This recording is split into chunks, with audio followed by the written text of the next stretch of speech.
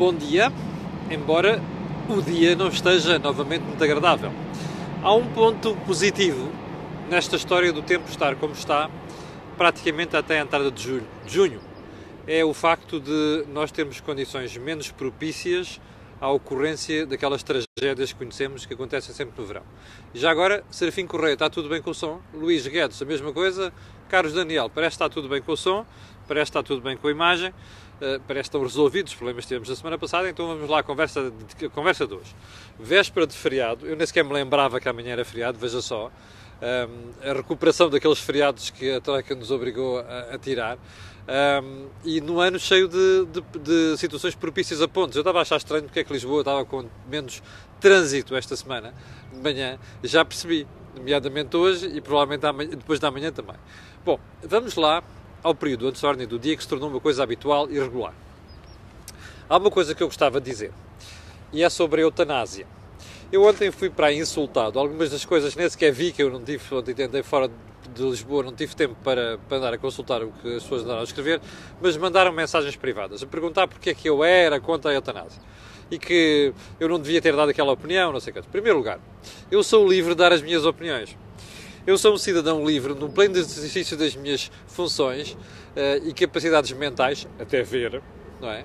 E não sofro daquilo que em latim se diz capitis deminutio maxima. E, portanto, sou livre de dar as minhas opiniões. Mas eu acho que houve gente que não percebeu. Eu não disse que era totalmente contra a eutanásia.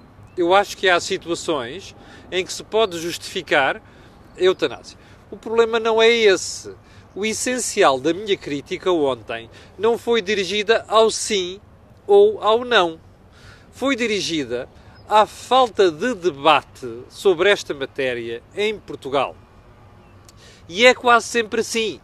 Repare, nós já debatemos em Portugal mais situações de maus tratos a animais do que eutanásia. Isto não pode ser. É este o cerne da minha crítica. Isto não pode acontecer. Tirar a vida, porque aquilo é tirar a vida, tem consequências sérias, a nível moral, nomeadamente. E não me venham dizer que nós não nos devemos guiar por questões morais. Devemos, sim, senhor. A sociedade também se guia por questões morais. E, portanto, tirar uma vida é uma coisa muito séria e, portanto, tem que ser debatido. Ainda que as pessoas estejam em situação muito débil, não tenham solução, estejam prestes a morrer, tudo bem. Mas isto tem de ser debatido transversalmente, com profundidade, com transparência e de forma muito clara. Ora, não aconteceu isto. E o que nós vimos ontem, depois do debate, foi gente que perdeu a cabeça. Os defensores do sim e os defensores do não. Vá ver um movimento nas redes sociais para perceber o que isto parecia ontem. Parecia um daqueles jogos de futebol clássicos ou derbys, onde nós temos os fanáticos, os doentes de um lado e depois temos fanáticos e doentes do outro lado. Não pode acontecer. Isto tem que ser um debate sereno. E esse debate sereno, profundo, claro, transparente e transversal não foi feito em Portugal. E, portanto, não posso aceitar como cidadão que se esteja a decidir uma matéria destas sem esse debate. Isso é que eu deixei bem claro e, portanto, como já se percebeu pelos partidos ontem, reações inacreditáveis de mal perder. E como se percebeu, isto não é uma questão ideológica. O PCP votou contra, houve deputados do PST, uma das quais que eu tenho um grande apreço, que é a Margarida Balseiro Lopes, que votou a favor. E isto não é uma questão ideológica, isto é uma questão de bom senso. E era bom que nós metêssemos isto na cabeça. Bem, vamos lá, então, à agenda de hoje. Eu pensei que em véspera de feriado não ia ter muito para falar, mas tenho. E já agora vou dizer só uma coisa. Há dois assuntos que eu vou deixar para amanhã. O primeiro é a história dos fundos estruturais, os fundos de coesão. Nós vamos levar um corte de 7%. Estamos aqui a ganir como se fosse a pior coisa do mundo. Eu vou analisar amanhã, porque acho que isto não é assim. Segundo ponto, vou deixar para amanhã a análise do impacto em Portugal da crise italiana. E não é nos juros, é no resto. Nos juros vou falar muito ligeiramente hoje. Amanhã abordarei com mais cuidado os juros, mas vou abordar também outra questão crítica, que é o que é que isto pode representar para o nosso Orçamento de Estado. Nomeadamente para esta malta, que anda para aqui feitinha a falar em folgas. Bem, vamos lá ao assunto de hoje. O Sr. Primeiro-Ministro, ontem, num almoço da Associação de Amizade de Portugal, nos Estados Unidos da América, foi instado a comentar os impostos, nomeadamente a carga fiscal em Portugal. E a certa altura, eu até vou ler, que é para não haver dúvidas sobre isto, o Primeiro-Ministro diz mais ou menos isto. Não vai haver,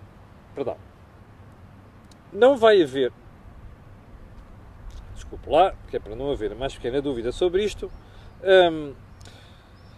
não vai haver grandes mudanças do quadro fiscal no país nos próximos anos.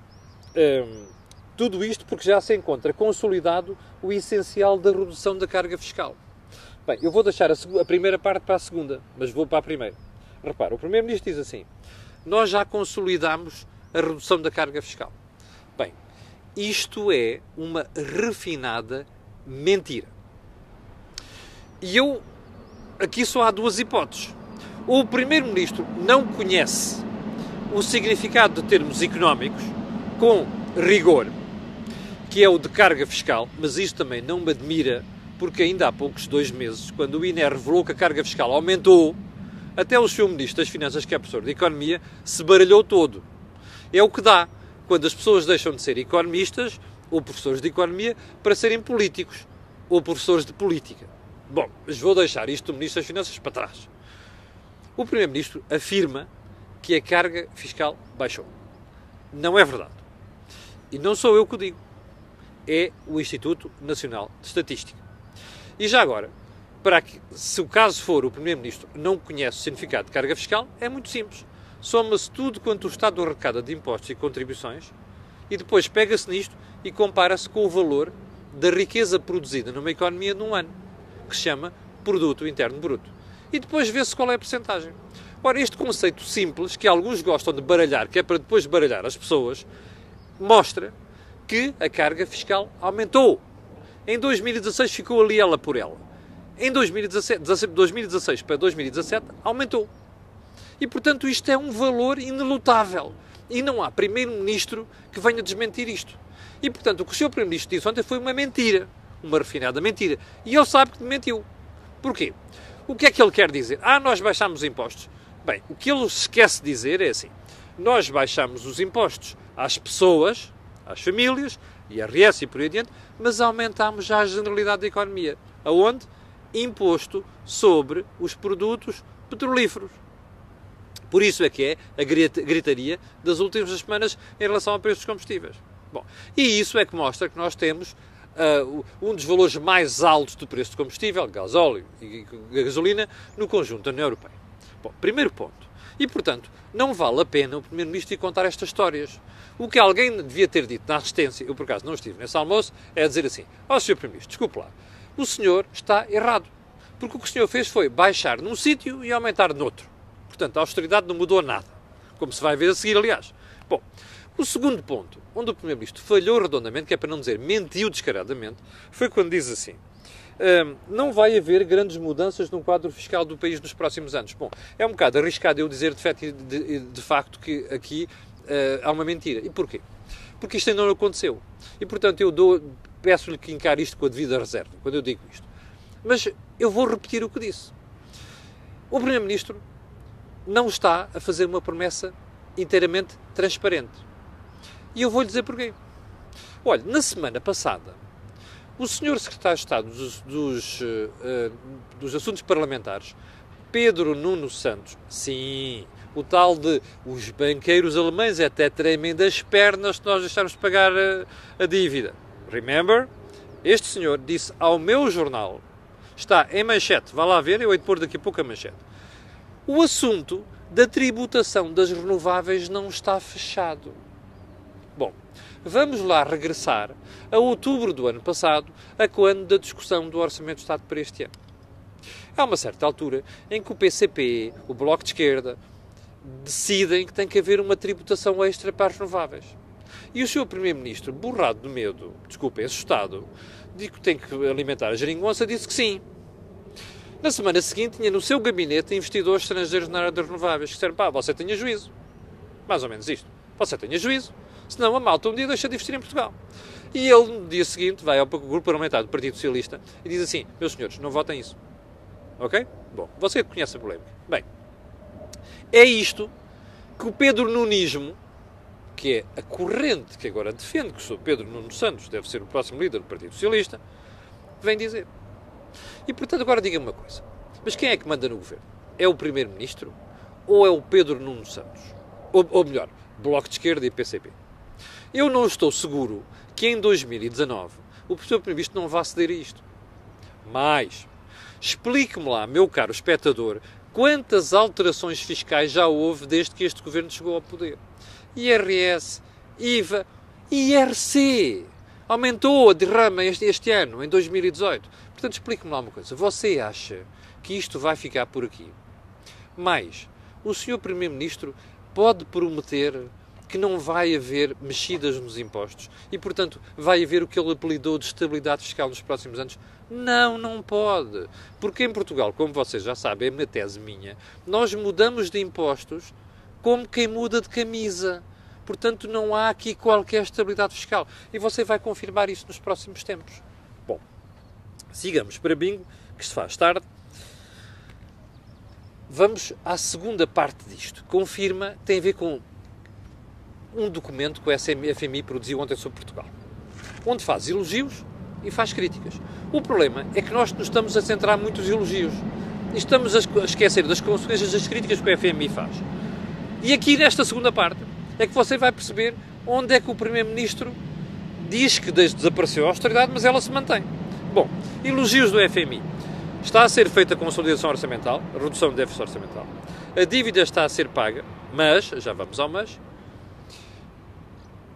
E mais, a banca está a melhorar no crédito mal parado, agora vamos ao negativo.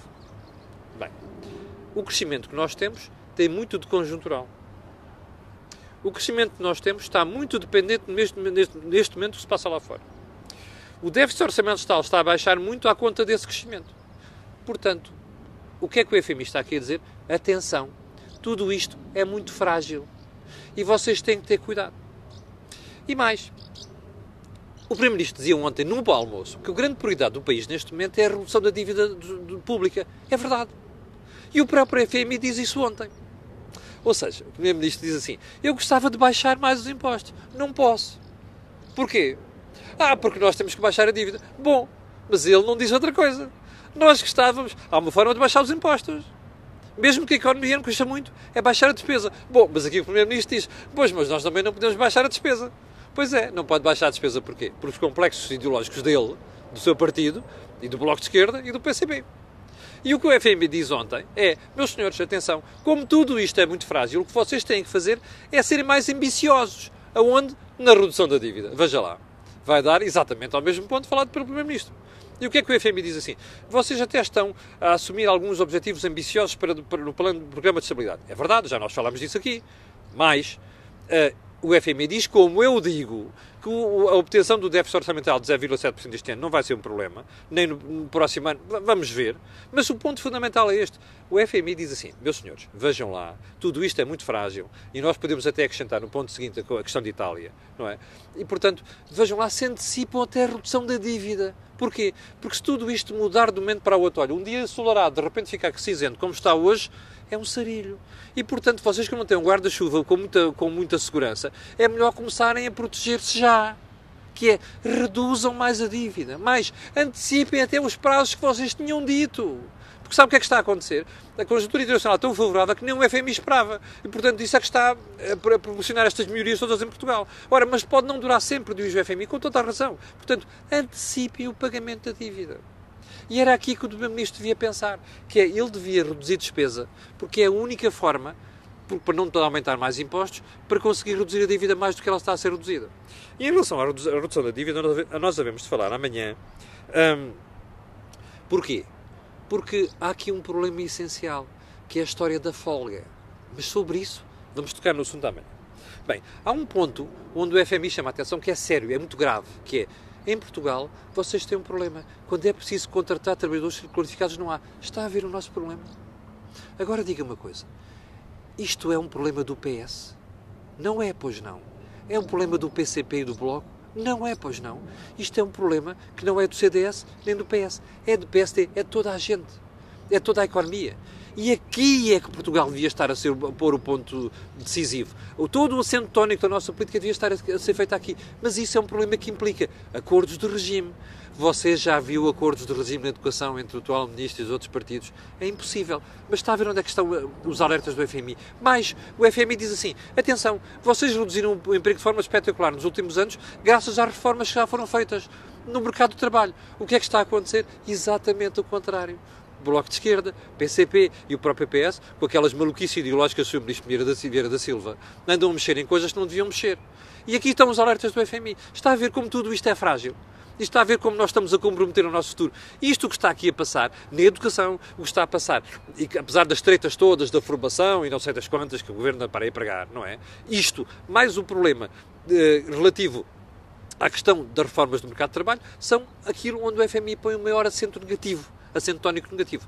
E agora, pelo último ponto, que estamos no quinto ponto, vamos falar na questão de Itália, que eu vou antecipar, que é a história da manhã. A prova do que o FMI tem toda a razão é o que se passou ontem. A história daqueles malucos em Itália poderem fazer um governo e uma política, uma proposta que pode correr com a Itália do euro, está a fazer disparar a nossa dívida. Eu já sei que depois os fofinhos desse lado vão dizer assim, mas o problema não é nosso, é dos outros. Ai não? Então vá lá ver os juros da Holanda. Porquê é que os juros da Holanda não sobem como sobem os de Portugal e de Espanha e de Itália? Está a ver? Porque eles estão mais protegidos. Ora, é esta proteção, não é? Nós precisamos. E por isso é que o FMI diz para reduzir a dívida mais depressa.